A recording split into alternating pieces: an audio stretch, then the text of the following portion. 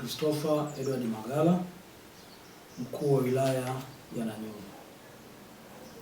Nimeteuliwa kuwa mkuu wa wilaya ya Nanyumbu mwaka 2024 mwezi wa 6 na nikaapishwa mwezi huu na kuanza kazi rasmi. Wilaya ya Nanyumbu ni wilaya ambayo si ya zamani sana, lakini pia sio mpya sana. Wilaya hii imeanzishwa rasmi mwaka 2007. Kwa hiyo ukiangalia mpaka leo hii utaiona kwamba ni wilaya ambayo bado haijatimiza hata miaka 20. Lakini bado pamoja na hivyo ni wilaya ambayo inapiga kasi ya maendeleo, inapata maendeleo kwa kasi ili iweze kukimbizana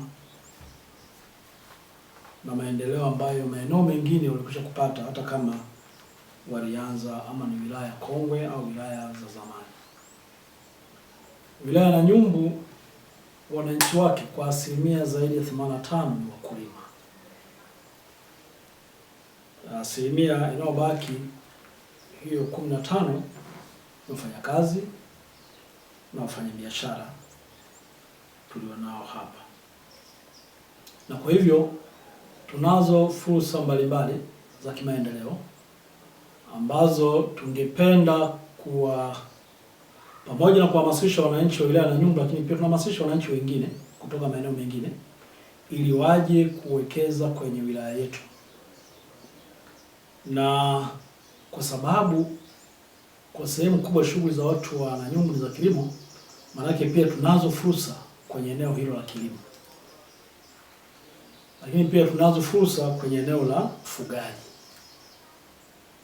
Kwenye kilimo, la kwanza tunao mkakati wa kuongeza uzalishaji wa mazao yanayolimwa kwenye wilaya yetu, na hususan mazao ya biashara. Wilaya ya Nanyumbu ni moja kati ya wilaya zinazolima kwa wingi zao la korosho, ufuta, mbaazi, karanga, dengu, choroko, lakini pia na mazao mengine ya chakula kama mahindi, mpunga kwenye baadhi ya maeneo, mihogo na njugu mawe. Sasa kutokana na mkakati tulionao wa kuongeza uzalishaji, na kwa sababu tunalo eneo la kutosha la kuongeza uzalishaji wa mazao hayo niliyosema, biashara pamoja na kilimo, tunatamani kupata uwekezaji wanaoweza kuja kuwekeza kwenye eneo la kilimo, wakalima kwa njia za kisasa zaidi, na tukaweza kuongeza uzalishaji wa mazao hayo niliyoyataja kwenye wilaya yetu. Na la pili, tunao ufugaji. Kwa asili wilaya ya Nanyumbu si wafugaji, lakini hivi sasa tunao ufugaji wa kutosha. Kuanzia miaka ya 2007, 2008 wilaya ya Nanyumbu imeendelea kupokea wafugaji, na kwa sasa karibia kata zote zinakuwa na wafugaji. Lakini pia na wale wananchi wa asili wa hapa nao wamekuwa wafugaji wazuri.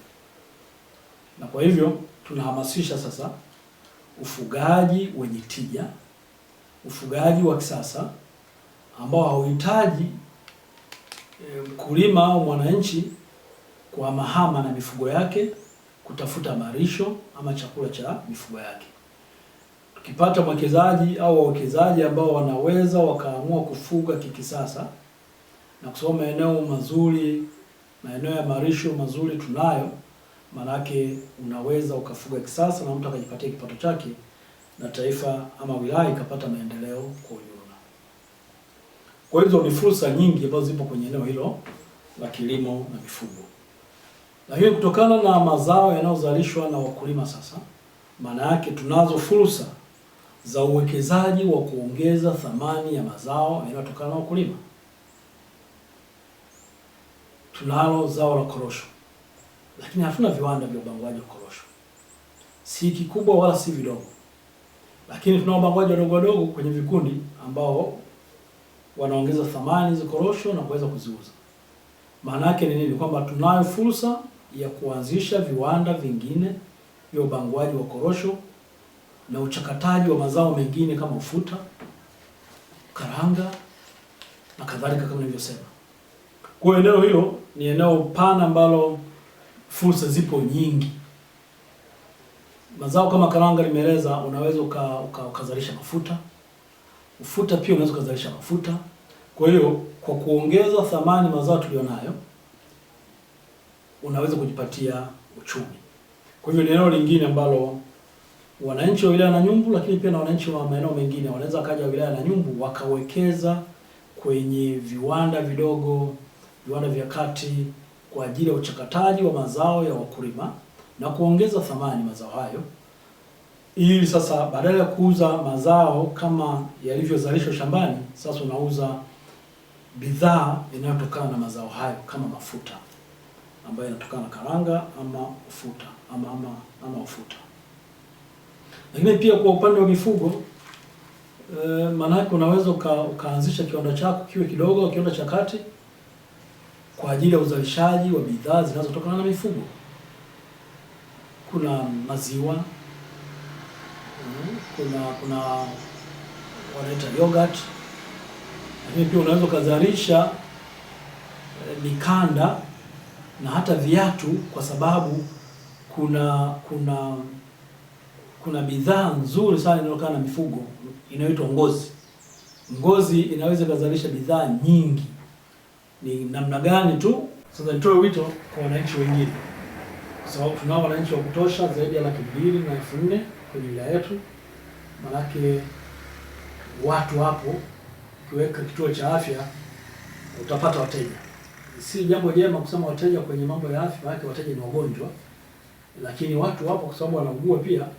Ni eneo lingine ambalo unaweza ukawekeza kwenye afya kwa kujenga hospitali, kwa kujenga kituo cha afya, kwa kujenga dispensary au zahanati kwa ajili ya kutolea huduma za afya kwenye wilaya yetu. Lakini pia kwenye elimu, tunashukuru serikali yetu kwa kuendelea kuboresha elimu kwenye wilaya yetu na imewekeza fedha nyingi, na hivi karibuni tunataka kukamilisha ujenzi wa shule kubwa na ya kisasa ya wasichana ambayo inafundisha masomo ya sayansi, tunaita ama Mkapa Girls Secondary School, ambayo ipo katika kata ya Mangaka. Lakini tunazo shule zingine kwenye maeneo, kila kata na baadhi ya kata zina shule 2 za sekondari, na shule za msingi zipo na zinaendelea kuboreshwa kwa kujengwa madarasa mapya ukiachana na yale ya zamani. So shule nyingi za shule ya msingi zimejengwa miaka ya 70, miaka ya 80, kwa hiyo zimekwisha kuchoka, lakini serikali imeendelea kutenga fedha za kutosha ya kujenga madarasa mapya kwenye maeneo hayo ya vijiji kwa ajili ya kuboresha elimu